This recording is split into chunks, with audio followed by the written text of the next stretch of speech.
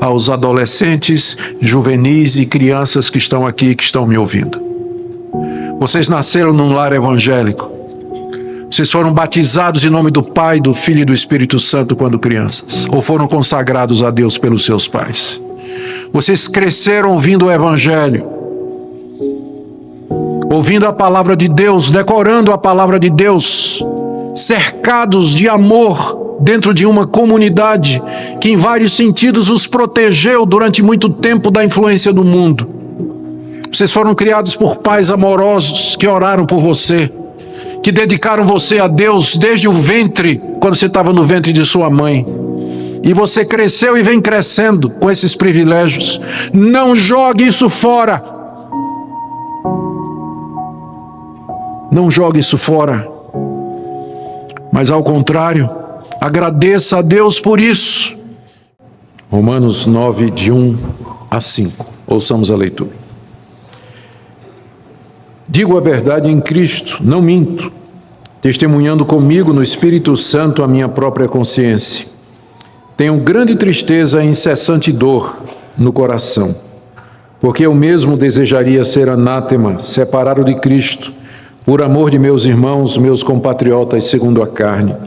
São israelitas, pertence-lhes a adoção e também a glória, as alianças, a legislação, o culto e as promessas. Deles são os patriarcas, e também deles descende o Cristo, segundo a carne, o qual é sobre todos, Deus bendito para todos sempre. Amém. Oremos. Pedimos, Pai querido, autor da nossa fé, que Tu ilumines os nossos olhos para que vejamos as maravilhas da Tua lei. Dê, Senhor, que o ensino revelado aqui pelo Espírito Santo através da pena do apóstolo Paulo seja aplicado por esse mesmo Espírito ao nosso coração. Que o Senhor incline o nosso querer à obediência. Que o Senhor desse texto tire aquilo que cada um de nós precisa, quer seja edificação, correção, encorajamento, ânimo, instrução, tudo de acordo com Tua vontade. É o que pedimos em nome de Jesus. Amém. Queridos, com essa passagem nós introduzimos a quarta e grande parte da carta aos Romanos. Nos capítulos de 1 a 3, o apóstolo Paulo havia falado a respeito da perdição de toda a raça humana. Ele havia iniciado a carta explicando como os gentios, que nunca ouviram falar do Evangelho, nunca ouviram falar do Deus verdadeiro, como eles estavam perdidos porque têm a revelação natural e tem a revelação no coração, ambas vindas do próprio Deus. E em seguida ele fala no capítulo 2 que os judeus também estão perdidos, porque tendo recebido a revelação escrita, da mesma forma não seguiram essa revelação. E até metade do capítulo 3 ele fala então da perdição de todos os homens. A primeira parte da carta aos Romanos é a perdição de todos, gentios e judeus. A segunda parte começa na segunda metade do capítulo 3 e vai até o capítulo 5.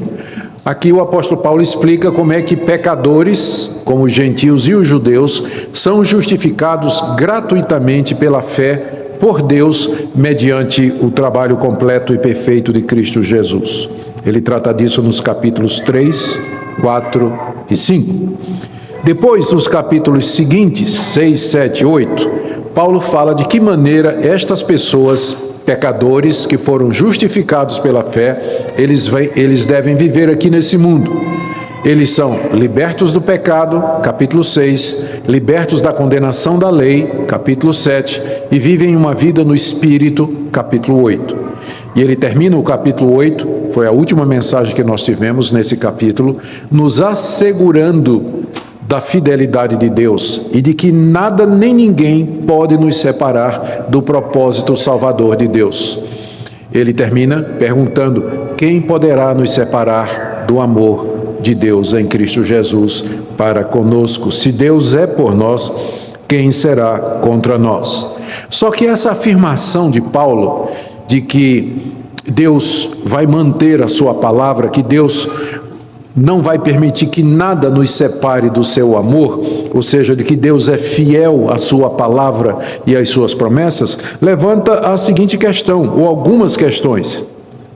Se Deus é tão fiel e poderoso assim, por que que tantos judeus rejeitaram a Cristo? Por que que as promessas feitas a Israel, elas falharam?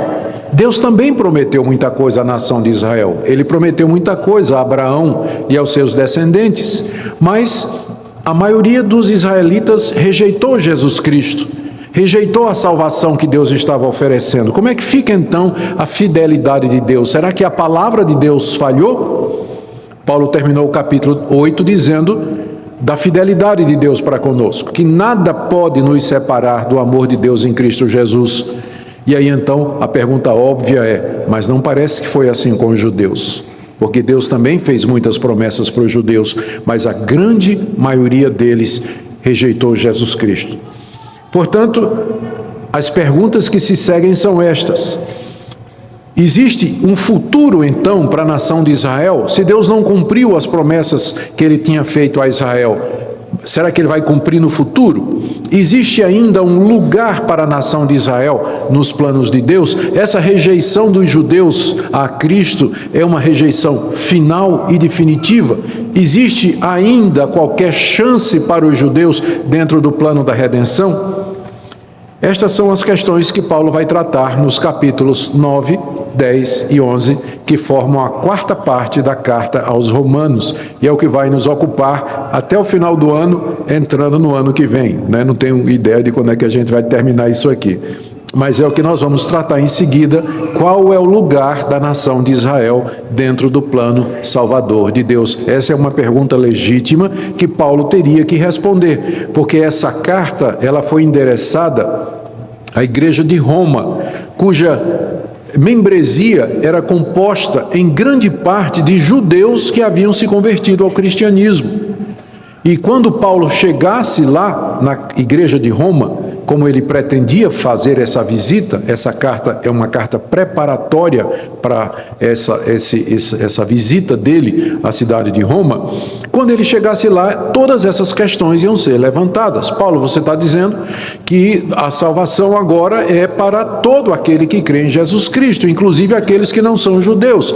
Mas e as promessas de Deus feitas a Abraão? E as promessas de Deus feitas a Davi?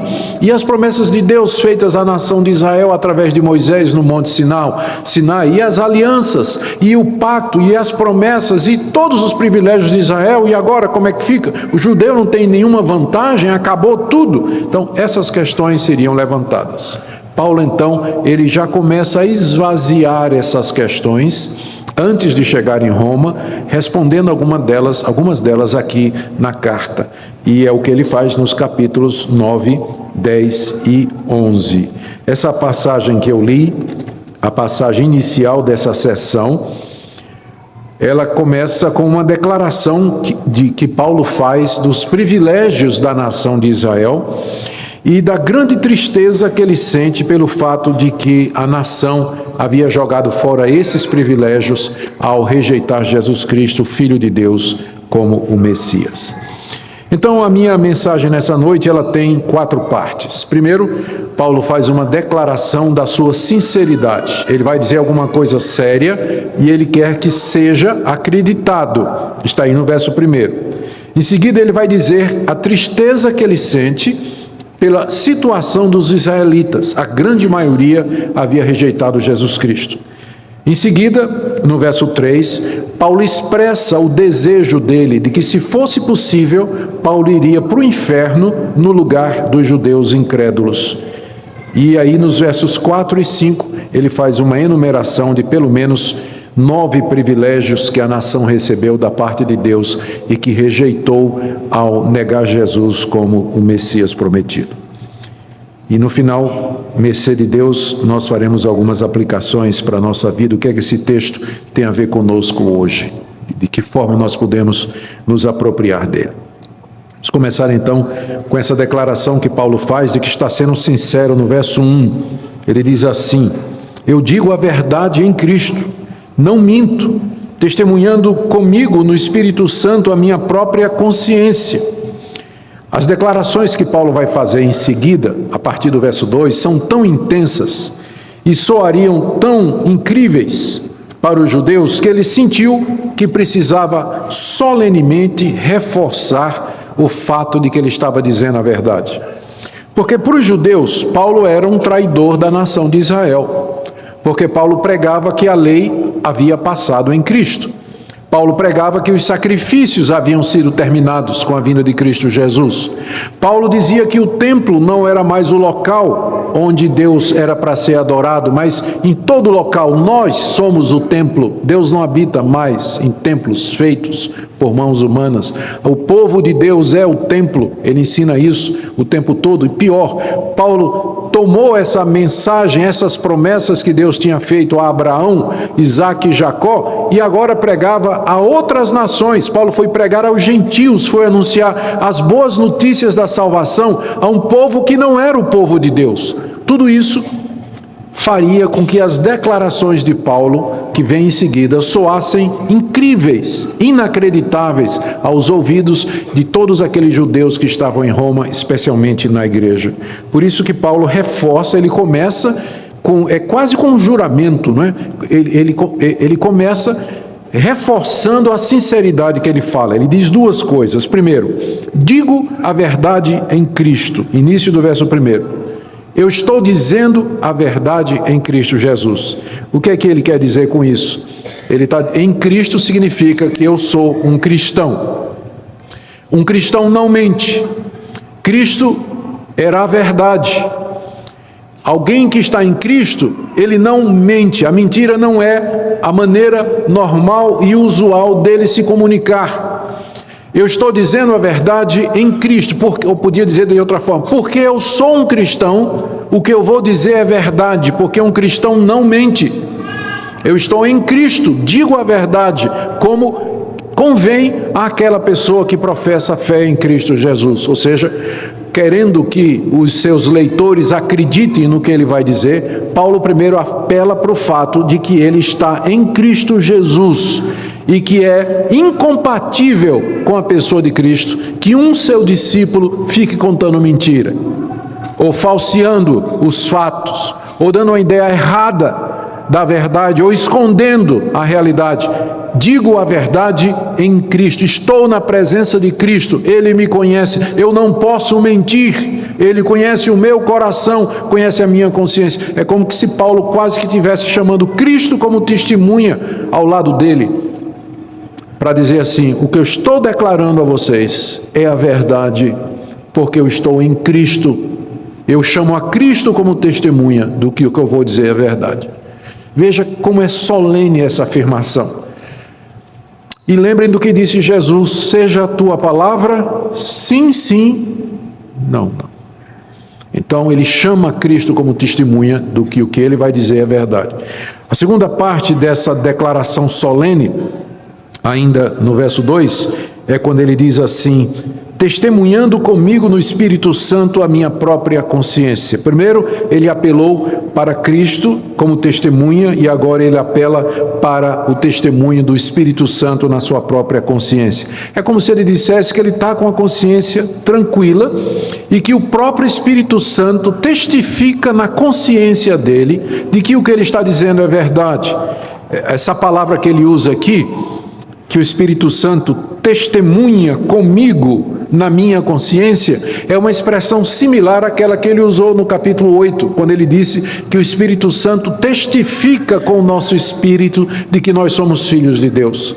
Todo crente verdadeiro sabe o que é isso, ele tem uma consciência iluminada pelo Espírito Santo, e o Espírito Santo diz ao crente quando ele está falando a verdade e quando ele está mentindo. Se a luz vermelha não acende na sua consciência, quando você diz uma mentira, alguma coisa está errada, porque a consciência do cristão, ela é o Espírito Santo testifica com a consciência do cristão, ele diz lá dentro do coração, quando o cristão está dizendo a verdade ou não. Então você sabe quando você está mentindo. O Espírito Santo diz a você. Paulo está afirmando aqui, nesse exato momento, o Espírito Santo está testificando no meu coração que eu estou dizendo a verdade. porque eu sou cristão e o Espírito Santo me testifica dessa verdade. Em resumo, o que Paulo está dizendo aqui é o seguinte: o que eu digo é verdade. Eu sou de Cristo e não minto, pois a minha consciência, que é controlada pelo Espírito Santo, também me afirma que eu não estou mentindo. Que juramento solene, que palavra solene de Paulo, introdutória do que ele vai dizer. E quando nós chegamos no verso 2, aí fica claro porque é que Paulo preferiu prefaciar o que ele vai dizer com essa declaração de verdade e de sinceridade, porque o que ele vai dizer aqui com certeza soaria como mentiroso, ou falso, ou hipócrita aos ouvidos de um judeu que achava que ele era traidor. O que é que ele diz? Está aqui no verso 2, e a segunda parte da nossa mensagem, ele expressa o que ele sente pelos judeus incrédulos, por aqueles israelitas que negaram a Cristo. Ele diz, verso 2, eu tenho grande tristeza e incessante dor no coração. Ah, mentiroso. Deixa disso, Paulo, tu não sente nada pela nossa nação. Se tu sentisse alguma coisa pela nossa nação, você não estaria pregando para os outros povos, você não estaria falando contra o templo, falando contra a lei, falando contra os sacrifícios. Não, eu digo a verdade em Cristo, eu não minto, o Espírito Santo testifica comigo. Eu tenho uma grande tristeza no meu coração e uma grande tristeza e uma dor incessante no meu coração por conta da rejeição do meu povo. Era isso que Paulo sentia diante daquela situação. Grande tristeza, não era uma tristeza pequena, não. Era uma tristeza grande. Paulo vivia de luto pela situação do seu povo. Vivia de luto pela rejeição dos judeus. E não somente isso, ele acrescenta ainda que ele sentia uma dor incessante no coração. A palavra que é usada aqui para dor, que Paulo usou para dor, era uma palavra que era frequentemente usada no grego daquela época para se referir à dor causada por uma fratura de um osso ou um corte causado por uma espada, uma dor física muito intensa, que Paulo usa para se referir à dor emocional que ele sente. E ele acrescenta duas coisas: era uma dor incessante, ou seja, era uma dor que não parava, ele acordava com ela, ia dormir com ela. A gente sabe que quando a gente tem alguma expectativa de que a dor vai parar, a gente suporta bem. É até assim que a gente consegue convencer os nossos filhos a tomar vacina, né? Ou levar uma injeção. É só uma picadinha, vai passar logo. Aí a gurizada aceita. Mas e quando é uma dor incessante? Que era o que Paulo sentia na sua alma. Uma incessante dor, e ele acrescenta no coração. O coração é a sede da existência humana na linguagem bíblica. Ou seja, é alguma coisa que eu sinto no mais íntimo do meu coração. Essa dor incessante por conta do que está acontecendo com o meu povo. E são três coisas que fazem com que Paulo vivesse num estado constante de luto e de dor angustiante no seu interior por conta da sua nação. Primeiro, o fato de que a grande maioria dos israelitas rejeitou Jesus Cristo. Jerusalém em peso gritou: crucifica-o! Os líderes da nação judaica o rejeitaram, consideraram endemoniado, falso profeta e o entregaram aos romanos. Depois perseguiram os discípulos de Cristo, os apóstolos. O livro de Atos nos traz essa narrativa. Prenderam, chicotearam, conseguiram que Herodes decapitasse Tiago. Mais adiante perseguiram o apóstolo Paulo. Em todo lugar onde ele ia, prenderam Paulo, chicotearam, apedrejaram, expulsaram da cidade e finalmente haveriam de entregá-lo como criminoso político ao Império Romano. Isso doía no coração do apóstolo Paulo, que isso era feito pelos seus compatriotas, mas havia uma dor adicional aqui.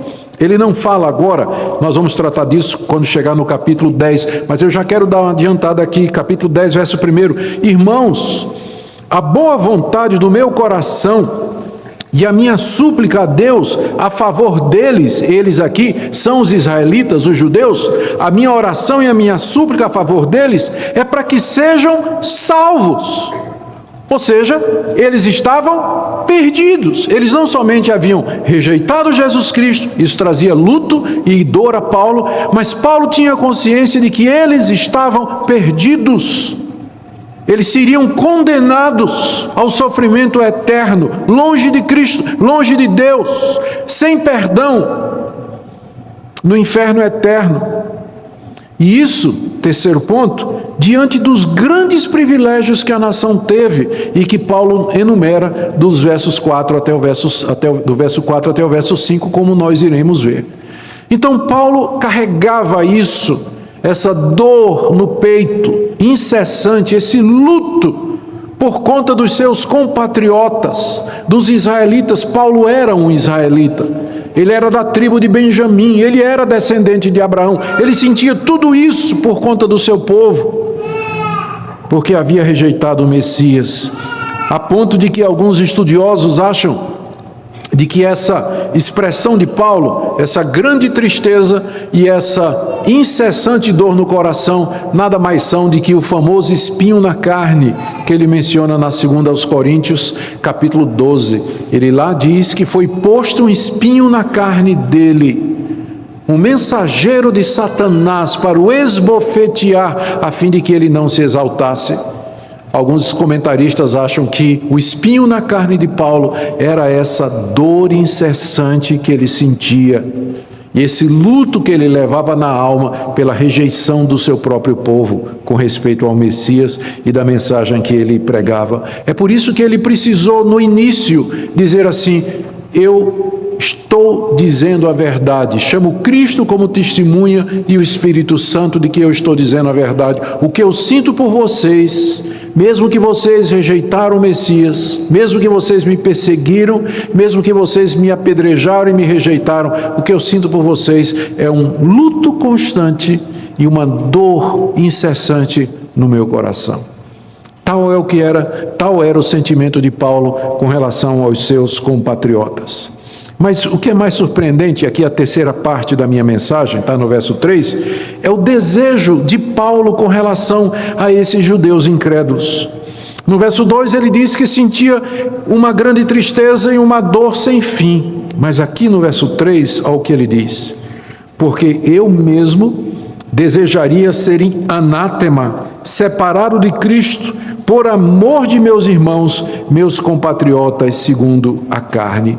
Isso é mais inacreditável do que a primeira parte. O que Paulo está dizendo aqui é o seguinte: se fosse possível, se isso trouxesse a salvação do meu povo, eu trocaria de lugar com eles, eu iria ao inferno no lugar deles. Ele faz isso com duas expressões. Primeiro, eu desejaria ser anátema. A palavra anátema significa amaldiçoado. É aquela mesma palavra que ele usa lá em Gálatas 1, quando ele diz assim, que mesmo que venha um anjo do céu, ou eu mesmo, que pregue um evangelho diferente desse que já foi anunciado a vocês, que seja anátema, que seja maldito, maldito por Deus. E se é maldito por Deus, portanto, está destinado à condenação e à destruição. É a mesma palavra que Paulo usa aqui para dizer: eu tenho vontade, eu tenho desejo de me tornar maldito no lugar do meu povo, se pudesse, dessa forma, salvá-los da condenação e da destruição eternas. Eu quisera ser anátema por conta dos judeus incrédulos. Segunda coisa que ele diz: eu queria ser separado de Cristo. Se isso fosse trazer união com Cristo para o meu povo, eu morreria no lugar do meu povo e iria para o inferno no lugar do meu povo, diz o apóstolo Paulo. Quando ele diz, eu quisera ser separado de Cristo por amor do meu povo, ele está dizendo que o amor dele pelos israelitas é tão grande, que se fosse possível, ele se desligaria da graça de Deus em Cristo Jesus, e no lugar dele colocaria os judeus, para que eles fossem salvos, enquanto que Paulo experimentaria ou iria para o inferno no lugar deles. Tal era o amor que Paulo sentia pelos seus compatriotas, pelos seus conterrâneos, por aqueles irmãos de carne, de sangue, da sua própria raça. Era isso que ele sentia e esse era o desejo que ele tinha. Era dessa forma que ele ansiava pela salvação daqueles judeus. Não é à toa que, apesar das pedradas, das cadeias e das chicoteadas, onde Paulo ia, a primeira coisa que ele fazia, ele ia na sinagoga e pregava o evangelho para os judeus. Ele era imparável. Eu sei que não tem essa palavra, não é? Mas os judeus não paravam Paulo. Quanto mais eles batiam em Paulo, mais Paulo ia na sinagoga. Mais ele ia atrás dos judeus, pregando o evangelho. Tal era o amor e a compaixão que ele sentia por estes seus irmãos de sangue. É claro que aqui nós nos lembramos imediatamente de um episódio do Antigo Testamento que está lá no livro de Êxodo, capítulo 32, quando Moisés desce do Monte Sinai, lá no deserto, e ele encontra os judeus fazendo o que no pé do monte? Adorando 2 bezerros de ouro. Moisés descendo com a lei de Deus para entregar o povo depois de 40 dias de comunhão com Deus, e lá, esse mesmo povo com quem Deus estava fazendo uma aliança, o povo estava adorando 2 bezerros de ouro sob o comando de Arão. Aí, olha o que é que diz Moisés. Êxodo 32, de 30 a 32. Disse Moisés ao povo: vós cometestes grande pecado. Agora, porém, subirei ao Senhor. Ele ia voltar lá para o alto do monte para falar com Deus. E porventura farei propiciação pelo vosso pecado. Tipo, quem sabe eu consiga convencer Deus a perdoar vocês. E aí ele foi, subiu no monte, tornou Moisés ao Senhor, né? Ele voltou lá para o alto do monte para falar com Deus. E disse para Deus: o povo cometeu grande pecado, fazendo para si deuses de ouro. Agora, pois, perdoa-lhe o pecado, ou senão, risca-me, peço, do livro que escreveste. Moisés disse a Deus isso: ou o Senhor perdoa esse povo, ou o Senhor risca o meu nome do livro da vida.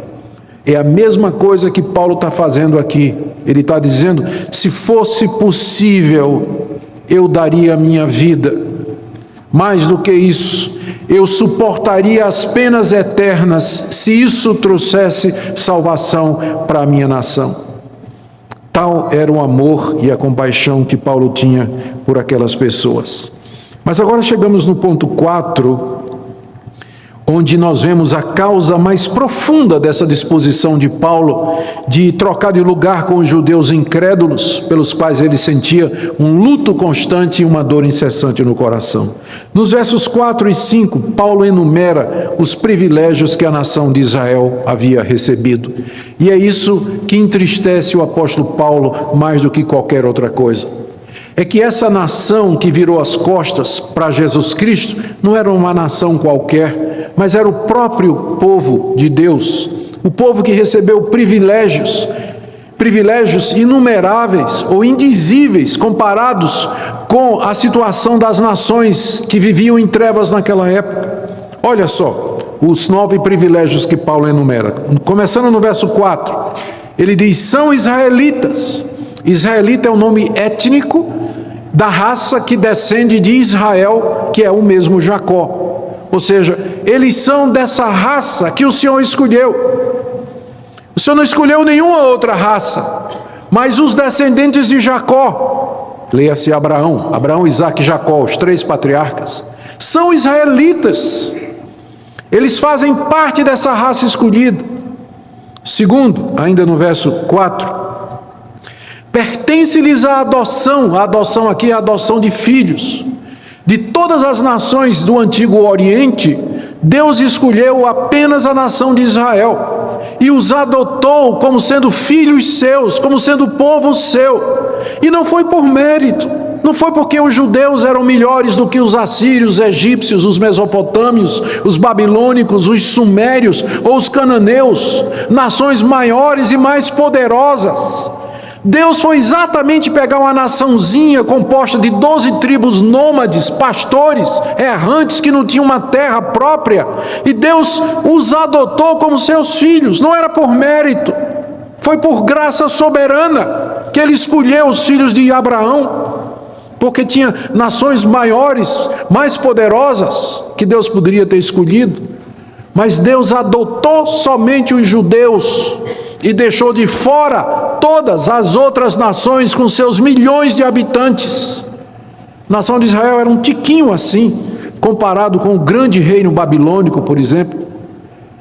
A eles pertence a adoção. Terceiro, ainda no verso 4, a eles pertence a glória. Ou seja, Deus revelou a sua glória somente à nação de Israel. Foi a nação de Israel que Deus revelou os seus milagres no deserto durante 40 anos. Foi a nação de Israel que Deus realizou grandes sinais contra os deuses do Egito. Foi para a nação de Israel que Deus apareceu numa coluna de nuvem durante o dia e numa coluna de fogo durante a noite. Foi a nação de Israel que Deus manifestou sua glória no alto do monte Sinai, descendo sobre o monte na nuvem, com raios e trovões e relâmpagos, a ponto de que o monte todo tremia. Somente a nação de Israel viu a glória de Deus. Em quarto lugar, ainda no verso 4, Paulo menciona: a eles pertencem as alianças. A aliança é um compromisso, é um pacto entre duas pessoas em que elas se comprometem em termos de privilégios e obrigações. Deus chamou a nação de Israel, os filhos de Abraão, e fez um pacto com eles, fez uma aliança com eles, que envolvia obediência, privilégios, bênçãos, condições. Deus se deu à nação de Israel como sendo Deus, e ele recebeu a nação de Israel como se fosse um povo. Deus não fez isso com os egípcios, Deus não fez isso com os babilônicos, não fez isso com os assírios, não fez isso com os filisteus, com os amorreus, com os cananeus, os habitantes da Palestina. Não, Deus fez isso somente com a nação de Israel, o povo com quem ele fez um pacto, uma aliança. E junto com a aliança, Deus deu, em quinto lugar, a legislação, a lei de Deus, a santa lei de Deus.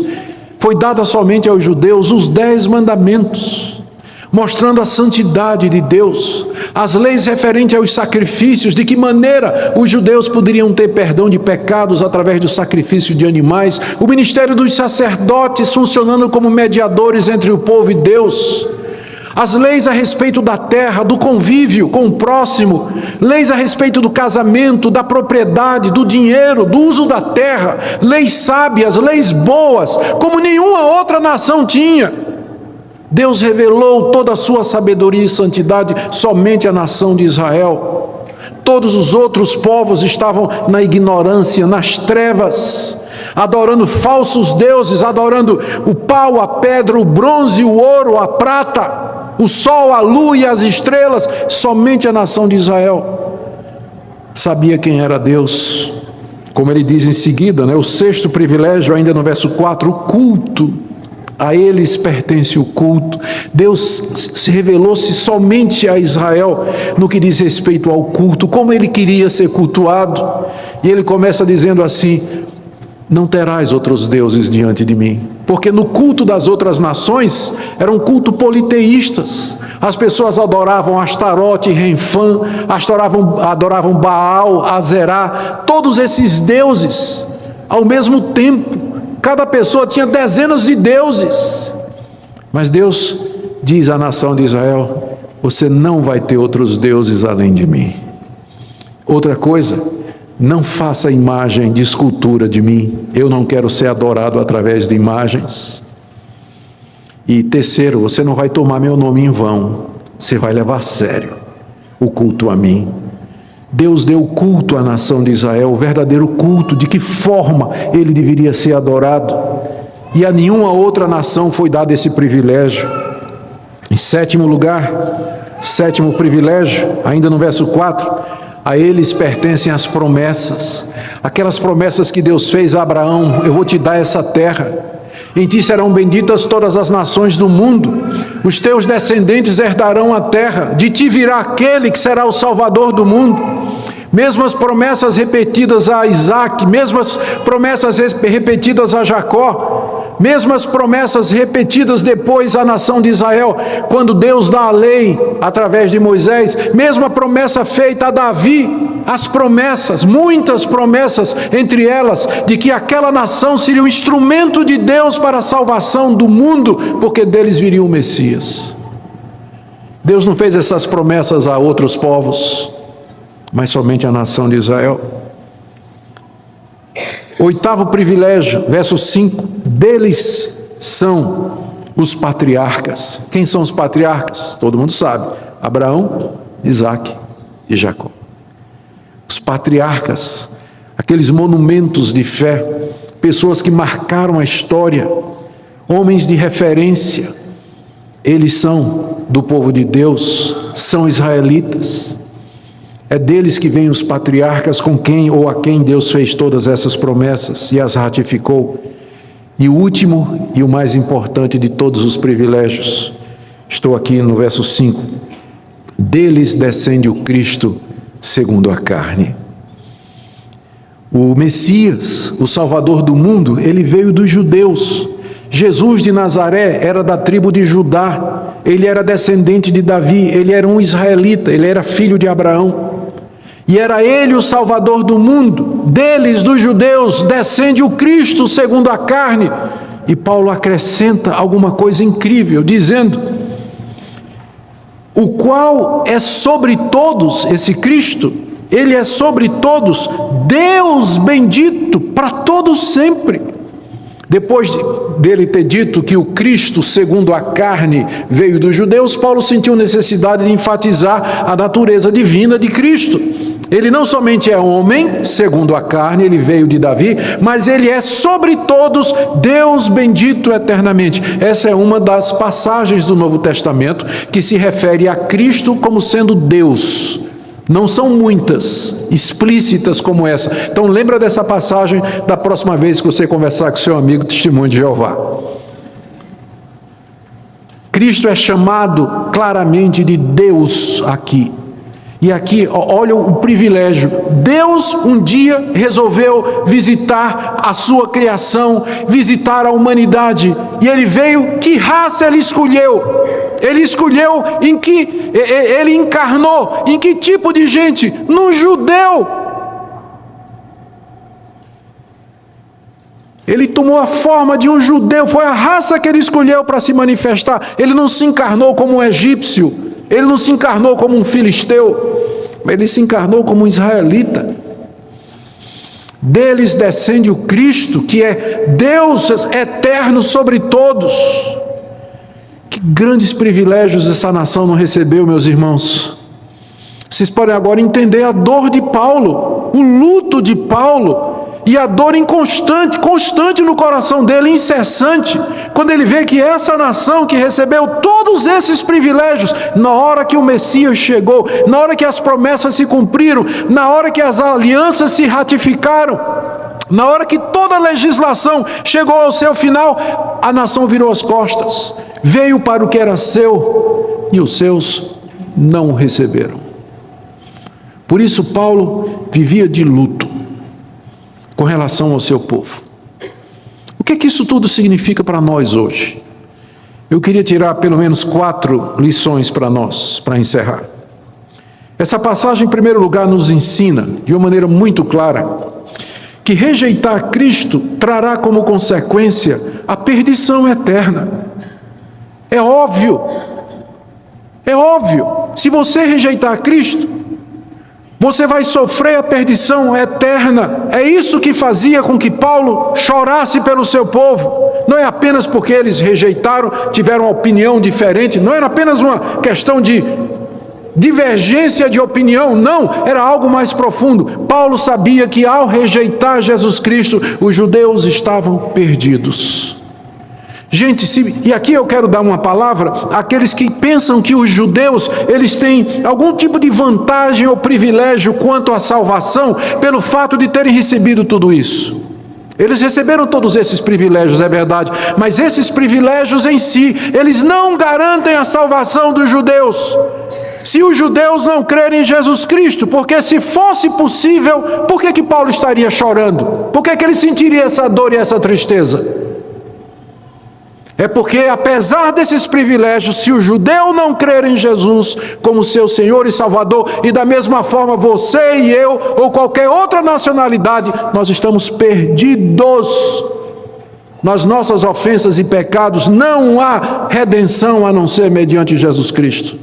O texto deixa isso muito claro, e eu quero que fique claro na sua mente e no seu coração nessa noite.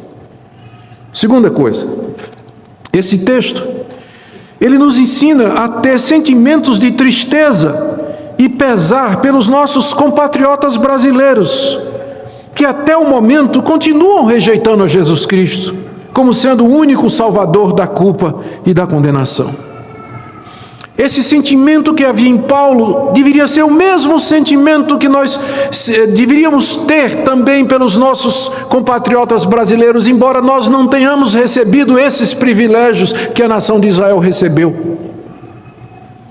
E aqui uma palavra àqueles que frequentam a igreja, como se isso fosse tudo que é o cristianismo.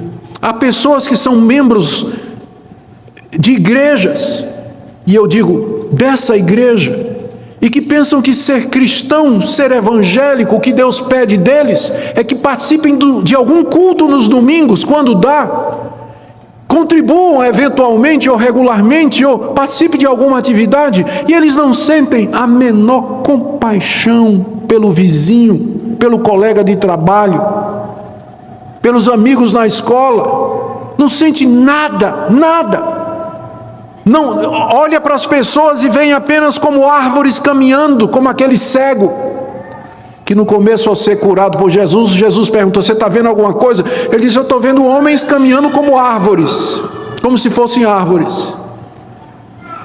E é assim que muitos cristãos olham para os outros, veem apenas árvores, não estão vendo almas condenadas ao inferno. São pessoas para quem o cristianismo se reduz a mera religião. Você vê o apóstolo Paulo aqui penando, sofrendo no coração por conta da situação do seu povo. Sentimos alguma coisa parecida com isso? Ou será que o seu cristianismo é apenas uma religião centrada na sua pessoa, nas suas necessidades, naquilo que você deseja e naquilo que você quer obter da parte de Deus? Terceiro, essa passagem também nos ensina que nós temos que amar os nossos inimigos. Esse pessoal, o que eles puderam fazer para acabar com o apóstolo Paulo, eles fizeram. Ainda assim, Paulo diz: se fosse possível, eu iria para o inferno no lugar deles. Paulo está seguindo aqui os passos do seu mestre, que na cruz do Calvário disse: Pai, perdoa-lhes, porque eles não sabem o que fazem. Não deveria ser essa a disposição do nosso coração, quando as pessoas nos magoam, nos perseguem, nos ofendem? Mas o que é que a gente vê entre os cristãos? A lei de talião, olho por olho, dente por dente, bateu, levou. Mexeu comigo, bato de volta. Falta misericórdia, compaixão, amor e perdão.